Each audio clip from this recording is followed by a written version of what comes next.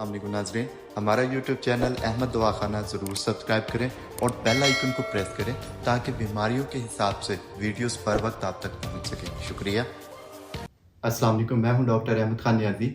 आज इस वीडियो के अंदर आपके साथ डिस्कस करूंगा कि कोलेस्ट्रॉल क्या होता है। कोलेस्ट्रॉल के अगर आप शिकार हो गए तो उसके लिए एक नहायत ही आसान सा नुस्खा आपके साथ शेयर करूंगा। और मज़े की बात है कि जो भी इंग्रेडिएंट्स इसके अंदर इस्तेमाल होंगे, जो कि आपने पीस के एक सफ़ूफ सा बनाना होगा, वो तमाम की तमाम चीज़ें आपके किचन के अंदर मौजूद हैं। जी बिल्कुल, आप किचन के अंदर इनको ऑलरेडी इस्तेमाल कर रहे हैं, लेकिन जब ये नुस्खा शेयर करूंगा आपके साथ तो आप भी हैरान होंगे कि अगर हम इन चीज़ों को मिला के पीस के सफ़ूफ बना लेते हैं तो इसके कितने ज़बरदस्त रिजल्ट्स हैं।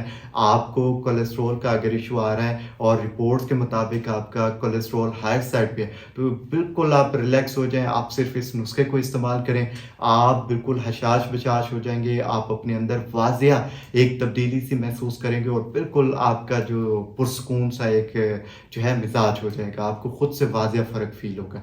तो इसमें सबसे पहले डिस्कस कर लेते हैं। मैं हर वीडियो में आपको गाइड करता हूँ कि मेडिकेशन के साथ साथ आपका लाइफस्टाइल और डाइट प्लान बहुत इंपॉर्टेंट है। कि आपको अगर हल्का सा नज़ला ज़ुकाम भी है तो अगर आप अपना लाइफस्टाइल चेंज नहीं करेंगे, मीन टू से कि आप सुबह पराठा भी खा रहे हैं, अगर आपको रेशे का प्रॉब्लम है, आप पराठा दही भी खा रहे हैं और आप ठंडी हवा में भी जा रहे हैं, ठंडा पानी भी इस्तेमाल कर रहे हैं, तो बिलीव करें कि वो ज़्यादा सवेर हालत में बीमारी आपके सामने आएगी और जो मेडिसिन आप खा रहे हैं उसका ज़रा बराबर आपको फ़र्क फील नहीं होगा। तो इसीलिए मैं हमेशा की तरह आपको ज़रूर कहना चाहूँगा कि इस नुस्खे के साथ साथ आपने अपने लाइफस्टाइल और डाइट प्लान पे भी फोकस करना है। इंशाल्लाह बहुत जल्द आप इस बीमारी को कवर कर सकेंगे।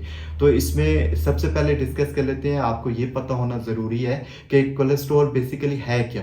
कोलेस्ट्रॉल एक वैक्स की तरह का सब्सटेंस है जो कि ऑलरेडी हमारी बॉडी के अंदर मौजूद है और इसका फंक्शन होता है कि ये आपकी बॉडी के अंदर सेल बनाने के लिए कारआमद है। यानी कि इसका फंक्शन है कि ये सेल बनाए। लेकिन अगर ड्यू टू एनी रीज़न अगर आपका ये सब्सटेंस जो वैक्स की तरह का है इसकी मिकदार बढ़ जाती है तो ये खून की शरीयानों के अंदर चिकनाहट की तरह जमना स्टार्ट हो जाता है। तो उससे रिजल्ट क्या निकलेगा? उससे ये रिजल्ट निकलेगा कि एक तो आपकी जो खून की शरीयानें हैं वो तंग होना स्टार्ट हो जाएंगी, वहाँ से गुजरने वाला जो खून है वो ज़्यादा प्रेशर के साथ गुजरेगा, मीन टू से कि आपका ब्लड प्रेशर भी हाई हो जाएगा और इसी की वजह से आपको जो है फालज का ख़तरा हो सकता है, आपको जो है हार्ट अटैक का ख़तरा हो सकता है। ये हार्ट अटैक की तरफ लीड करता है ये बीमारी।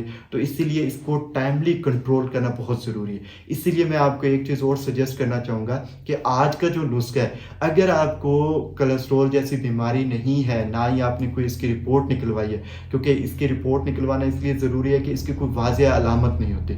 जी, कोलेस्ट्रॉल के हायर होने की कोई वाज़ेह अलामत नहीं है अनलेस कि आपकी छाती के अंदर पेन होना स्टार्ट हो जाता है, जिससे आप ये महसूस कर सकते हैं कि आपका जो है ब्लड प्रेशर भी हाई है और आपके दिल के ऊपर, छाती के ऊपर अगर बोझ सा फील होता है या दर्द सा फील होता है तो देन आप कह सकते हैं कि आपका कोलेस्ट्रॉल लेवल जो है वो बढ़ रहा है।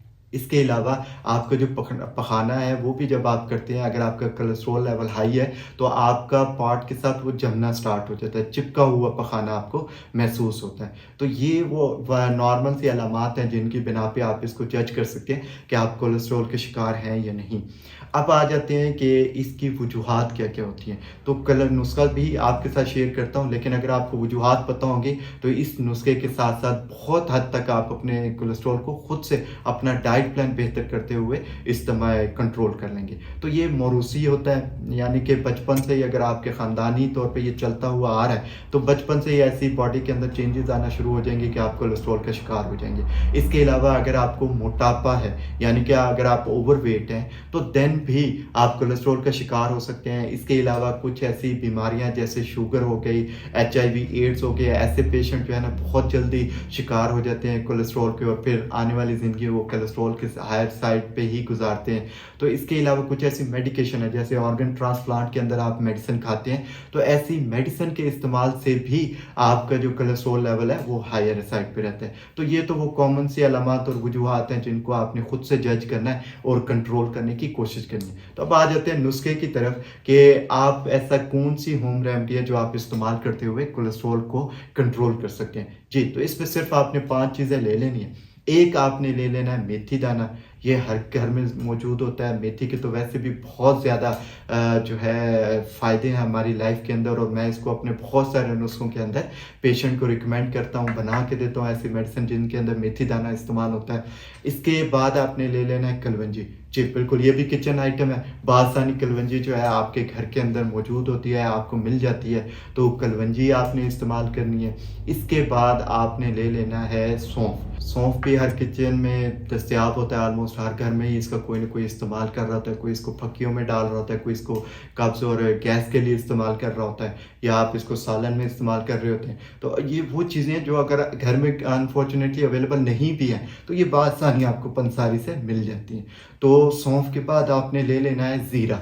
ज़ीरा जो है ये आपने लेना है 25, इसको आपने इस नुस्खे के अंदर इस्तेमाल करना है। इसके बाद आपने ले लेनी है काली मिर्च। जी, काली मिर्च आपने इस्तेमाल करनी है।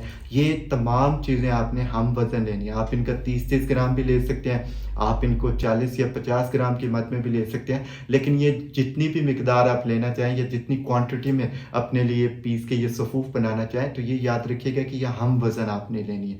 तो ये हम वज़न आपने ले लेनी है। इसके बाद इनको आपने ग्राइंड करके पीस के सफ़ूफ बना लेना है। तो उस सफ़ूफ में अगर आप कोलेस्ट्रॉल के पेशेंट नहीं हैं, आपकी कोई रिपोर्ट इनमें कोई अलामत नहीं है, देन भी आप इसको इस्तेमाल कर सकते हैं। ये बिल्कुल बेज़रर है और बिल्कुल आपको रिलैक्स और कंफर्टेबल आपकी बॉडी को कर देता है। तो आप इस चीज़ का वेट ना करें कि आप कोलेस्ट्रॉल के शिकार होंगे तो देन आप ये मेडिसिन इस्तेमाल करेंगे। आप इसको वैसे ही इस्तेमाल कर सकते हैं। ये सेहत के लिए, आपकी डाइट के लिए बहुत बेहतर है। ये हाजमे में भी बहुत इफ़ेक्टिव है और आप इसको खुद से इस्तेमाल कर सकते हैं कोलेस्ट्रॉल का होने का वेट किए बगैर। तो ये जब आप तमाम चीज़ों को पीस के सफ़ूफ बना लेंगे, तो ये कुछ इस तरह के सफ़ूफ की शक्ल इख्तियार करेगा। अब आप अगर इसके मरीज़ नहीं हैं कोलेस्ट्रॉल के, तो देन आप ये हाफ़ चम्मच इस्तेमाल करें। अगर आप इसके पेशेंट बन चुके हैं रिपोर्ट के मुताबिक, तो देन आप जो है 1 चम्मच जो है सुबह नाश्ते के बाद, 1 चम्मच रात के खाने के बाद इसका इस्तेमाल कीजिए। इंशाल्लाह बहुत इफ़ेक्टिव है, बहुत अच्छा असर रहेगा और आप बिल्कुल रिलैक्स और कूल हो जाएंगे। और इसमें मुझसे बहुत सारे दोस्त पूछते हैं कि अगर हम कोलेस्ट्रॉल के शिकार हैं और मेडिसिन भी खा रहे हैं, तो उसमें हमें डाइट प्लान के अंदर क्या क्या तब्दीली करनी पड़ेगी। तो बिल्कुल आपने सबसे पहले चिकनाहट वाली चीज़ें छोड़ देनी है। मैं तो अक्सर अपने पेशेंट को रिकमेंड करता हूँ कि ऑयल और घी से बिल्कुल जान छुड़वाएं। आम जो सरसों का तेल है उसके अंदर खाना पकाएं, बहुत बेहतर है, बहुत इफ़ेक्टिव है, बिल्कुल बेज़रर है, कोई साइड इफ़ेक्ट नहीं है। तो वो आप इस्तेमाल करें। बेसिक ये चिकनाहट वाली जो चीज़ें हैं जो आप ऑयल तरह तरह के घरों में इस्तेमाल करते हैं, आप घी इस्तेमाल करते हैं, तो इससे बिल्कुल परहेज़ करें। अगर आप हार्ट के पेशेंट हैं, कोलेस्ट्रॉल के पेशेंट हैं, तो इन चीज़ों से आप बिल्कुल अवॉइड करें। अगर आपको मोटापा है, आप इन चीज़ों से अवॉइड करें। चिकनाहट वाली चीज़ों से इंशाल्लाह बहुत अच्छे रिजल्ट्स आपको आना शुरू होंगे इस नुस्खे के। इसके अलावा बड़ा गोश्त, जी बिल्कुल, बड़े गोश्त से परहेज़ करें। इसको कोशिश करें कि आप अपनी लाइफ के अंदर कम से कम इन करें। अगर आप कोलेस्ट्रॉल के पेशेंट नहीं हैं, तो देन आप बिल्कुल इसको इस्तेमाल करें, जितना चाहे मर्ज़ी इस्तेमाल करें। लेकिन अगर आप खुदा न खास्ता बन चुके हैं, तो देन फिर इसको आप बिल्कुल छोड़ दें और इसके बगैर ही आप अपना डाइट प्लान जो है वो बेहतर से बेहतर बनाने की कोशिश करें। बहुत सारे लोग जो है वो अपना लाइफस्टाइल चेंज नहीं करते। आप एक्सरसाइज अगर नहीं करेंगे, दैन इस बीमारी का बहुत इजीली आप शिकार हो सकते हैं, विक्टिम हो सकते हैं। इसके अलावा फास्ट फूड, अगर आप अपनी लाइफस्टाइल को चेंज नहीं करते, फास्ट फूड को नहीं छोड़ते, तो देन भी बहुत मुश्किल है कि आप इस बीमारी से, आज के दौर में इस बीमारी से बच सकें। तो काइंडली इस नुस्खे को इस्तेमाल करें। जो जो वजूहात आपको बताई हैं उनको कंट्रोल करें। इसकी कोई अलामत नहीं होती, ये हमेशा याद रखिएगा। या अचानक से आपके सर पे ऊपर एक बोझ सा आता है कि आप इसके शिकार हो चुके हैं और आप कुछ नहीं हो सकता, तो इसको इस्तेमाल करें और इन अलामात को फॉलो करें। इंशाल्लाह बहुत अच्छे रिजल्ट आएंगे। अपना बहुत सारा ख्याल रखिएगा। Thank you so much. Allah हाफिज़।